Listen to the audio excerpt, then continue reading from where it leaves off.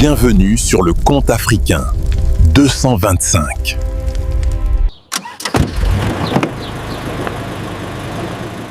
Pourquoi on doit vivre dans le même quartier sain? Dans une cour commune bien entretenue de Lagos, riches et pauvres partageaient le même espace. Une petite communauté africaine, avec ses enfants, son linge et ses histoires, jusqu'à ce qu'Adiswa arrive. Adiswa était riche, bien habillée, et elle le faisait savoir. 2 voitures, des vêtements de créateur, un appartement de luxe, pour elle, tout cela la plaçait au-dessus des autres. Un jour, debout sur son balcon, elle appela quelqu'un au téléphone et se mit à parler assez fort pour que tout le monde l'entende. Ces gens sont des animaux. Imagine partager une cour avec des gens qui font sécher leurs vêtements dehors comme des villageois. Ils l'entendirent, mais ils ne lui répondirent pas. Chacun retourna à ses préoccupations. Ce silence, cette indifférence, Adiswa le vivait comme une insulte supplémentaire. La cour rassemblait des mondes différents. Certains vivaient dans des appartements luxueux, d'autres dans les chambres de service. Pour Adiswa, ceux qui occupaient ces petites pièces n'avaient rien à faire dans un quartier comme celui-ci. Elle refusait de louer ses propres chambres de service. « Je préfère encore y mettre des chiens que ces gens-là », disait-elle. À ses yeux, certains voisins n'étaient bons qu'à salir l'esthétique de la maison. Un après-midi, alors qu'elle sortait se promener, Adiswa aperçut une femme qui étendait son linge près des chambres de service. Pour elle, c'était une vision insupportable. « C'est un bidonville ici? Pourquoi étalez-vous vos vêtements sales près de mon appartement ?» Elle s'approcha de la femme, la toisa de haut en bas et se mit à hurler « C'est un bidonville ici? Pourquoi étalez-vous vos vêtements sales près de mon appartement ?» Morimi, qui vivait avec sa famille dans une des chambres de service, avait beaucoup entendu parler d'Adiswa. Elle resta pourtant debout, silencieuse, pendant que la pluie d'insultes tombait sur elle. Quand elle eut fini de crier, Adiswa monta dans sa voiture et partit, jurant encore à haute voix. Morimi, elle, ramassa tranquillement ses vêtements, maintenant recouverts de sable et de poussière. Elle avait choisi le silence, là où Adiswa avait choisi le mépris. Les jours passèrent, puis une coupure de courant toucha la cour. Les appartements plongèrent dans l'obscurité, les chambres de service encore plus. Pour certains, l'obscurité était juste un désagrément. Pour d'autres, comme Adiswa, c'était une occasion de rappeler qui, selon elle, avait le droit de respirer en paix. Dans une des chambres de service, un père alluma un petit groupe électrogène pour que ses enfants puissent dormir sans chaleur étouffante. Le ronronnement à peine installé, la paix de la cour fut brisée, mais pas comme il le pensait. À peine le bruit du groupe se répandit-il dans l'air qu'Adiswa jaillit de chez elle, peignoir de soie au vent, visage tordu par la colère. « Vous êtes fous ou quoi? Éteignez-moi cette saleté immédiatement !» « Vous êtes fous ou quoi? Éteignez-moi cette saleté immédiatement !» hurla-t-elle. Puis, avec un ricanement, « Les pauvres ne devraient jamais faire de bruit quand les riches se reposent. » Le groupe fut éteint et la cour replongea dans l'obscurité. Sauf la maison d'Adiswa, qui brillait grâce à son onduleur, comme un petit îlot de lumière au-dessus de l'obscurité des autres. Un autre jour, en voyant des visiteurs entrer dans les chambres de service, elle alerta aussitôt la sécurité. Pourquoi y a-t-il autant de visages de pauvres qui entrent dans cette cour? Trop de pauvres font baisser la valeur des biens. Les visiteurs, gênés, furent priés de partir. Adiswa sourit, satisfaite. Elle trouvait normal de décider qui avait le droit d'entrer, même pour voir de la famille. Bientôt, elle introduisit ce qu'elle appelait ses règles. Les locataires des chambres de service ne sortiront leurs ordures que la nuit. Je ne veux pas que mes invités voient des preuves de pauvreté en pleine journée, annonça-t-elle sans honte. Même les enfants n'étaient pas épargnés. Chaque matin, en les voyant partir à l'école publique, elle riait. Futur gardien, voyez comme la pauvreté s'annonce tôt. Certains rentraient chez eux en pleurant. Un jour, son chien faillit mordre à la jambe un petit garçon.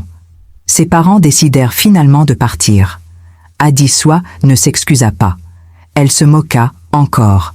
Pour elle, l'argent la plaçait au-dessus de la gentillesse, au-dessus de l'empathie, au-dessus de cette vérité simple. Personne ne reste au sommet pour toujours. Un après-midi de pluie, Adiswa attendait un colis coûteux commandé en ligne. Parfums, soins importés. Elle rafraîchissait sans cesse le suivi sur son téléphone. Plus les heures passaient, plus son visage se fermait. Sans poser de questions, elle sortit en trombe, son peignoir traînant derrière elle comme une cape de colère. La pluie battait, mais sa rage était plus forte que l'orage. Toi! Où est mon colis? Ses yeux tombèrent sur un jeune locataire qui sortait d'une chambre de service. Aussitôt, elle le désigna du doigt. « Toi, où est mon colis ? » « Madame, je ne sais rien à ce sujet, » répondit-il calmement. « Ne mens pas, » claqua-t-elle. « J'ai vu la moto de livraison entrer dans cette cour tout à l'heure. » La colère n'a pas besoin de vérité pour parler. Le gardien arriva, essayant de comprendre. « Celui-ci a volé mon colis, » déclara Adisua. « Fouillez sa chambre, tout de suite. » Quel est le problème, madame? Le visage du jeune homme se couvrit de rouge, sous les regards de toute la cour. Après une fouille minutieuse, on ne trouva rien. Pourtant, Adisua refusa de céder. Il l'a probablement caché quelque part. Les pauvres sont très malins. Madame, Le jeune homme s'éloigna, honteux, sous les yeux de ses voisins. Plus tard, son téléphone vibra. Un message expliquait que la livraison avait été reportée à cause de la pluie. Adisua fixa l'écran, l'estomac serré en réalisant ce qu'elle avait fait. Mais son orgueil était plus lourd que sa conscience. Le lendemain matin, le colis arriva, exactement comme promis. Le jeune homme passa devant elle en silence. Elle ne dit rien. Aucune excuse, aucun remords. Dans sa tête, on ne s'excuse pas auprès de ceux qu'on juge inférieurs. Alors qu'elle rentrait pour faire ses soins du visage, une odeur de nourriture se glissa dans sa maison. Son visage se tordit de dégoût. C'est quoi cette saleté? Qui cuisine cette absurdité? L'odeur la mena droit aux chambres de service, là où une marmite bouillonnait sur un petit réchaud. Un repas simple, préparé par des gens qui travaillaient dur et qui voulaient juste manger en paix. Adisua fit irruption comme si on l'avait insulté personnellement. L'odeur de la nourriture la fit exploser. Elle fit irruption devant la marmite en hurlant. « Vous êtes fou ou quoi? C'est une décharge publique ici. » Mori essaya de s'excuser pour le dérangement, mais Adisua la coupa net. Taisez-vous. Arrêtez immédiatement de cuisiner cette saleté. Cette odeur a gâché le parfum de ma maison. Le mari de Mori serra les poings, prêt à répliquer. Mais Mori posa doucement la main sur son bras. Elle choisit à nouveau la paix. Adisua éclata de rire, les regardant comme des sujets indignes. Puis repartit, satisfaite de son triomphe. De retour dans son salon, Adisua appela la propriétaire pour se plaindre. Ils transforment la cour en cuisine de village. L'odeur nuit à ma santé. Ils ne correspondent pas au standing de la résidence. À l'autre bout du fil, la propriétaire écouta en silence, puis ajouta « Ces locataires avaient des retards de loyer et elle avait déjà prévu de les expulser. Comment peuvent-ils causer autant de nuisances alors qu'ils n'ont même pas payé ?» La propriétaire promit de venir dans 2 semaines. Adisua faillit sautiller de joie.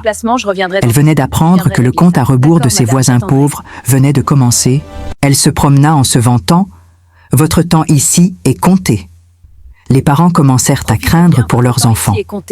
Adisua, elle, comptait les jours comme on compte les billets.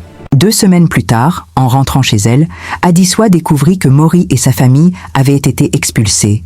Plus d'enfants qui jouent, plus de marmites qui bouillonnent, plus d'odeur de nourriture. La cour était devenue le décor silencieux qu'elle avait réclamé. Elle appela le gardien pour confirmer. Il lui raconta que la propriétaire était venue, qu'elle les avait chassés pour loyers impayés.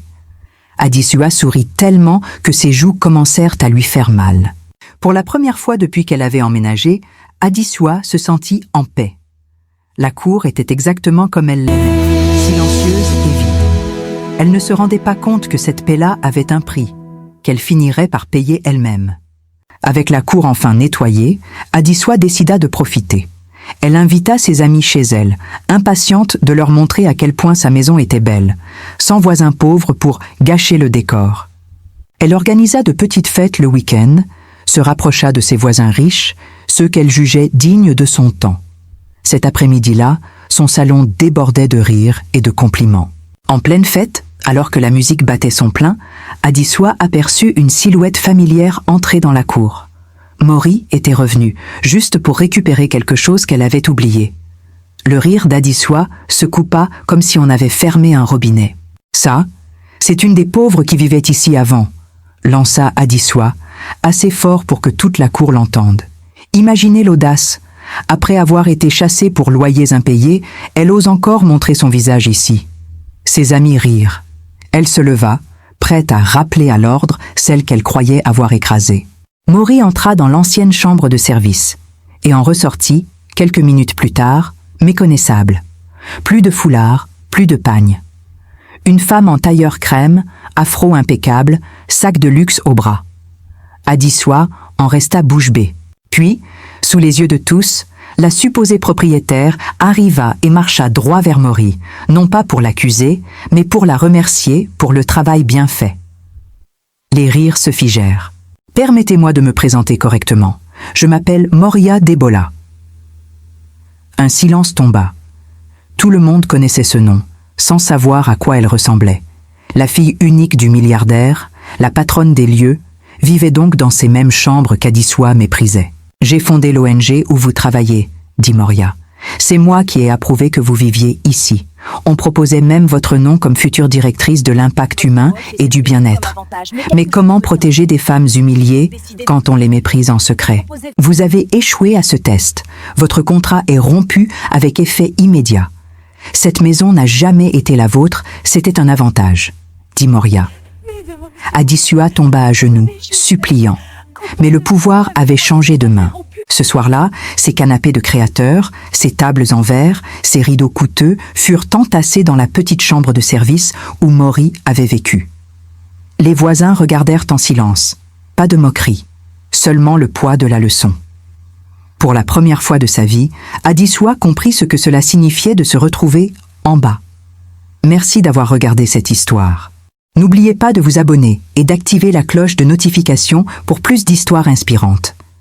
La prochaine fois, je vais prendre le nom des bavards et des absents.